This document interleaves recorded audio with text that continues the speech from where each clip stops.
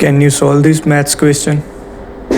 9 divided by 9 divided by 9 divided by 9 is equal to 1. Actually, it's a wrong answer. I can show you. 9 divided by 9 is equal to 1. 9 divided by 9 is equal to 1. So that 1 divided by 1 is equal to 1. It's a wrong answer. The actual method is we will apply PEMDAS rule and as well as we can add left to right rule. So 9 divided by 9 divided by 9 divided by 9.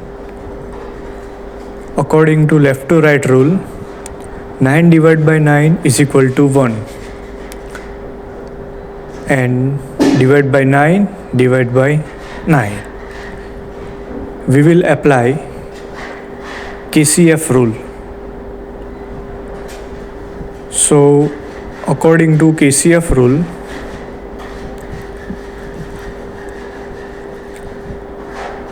1 divided by 9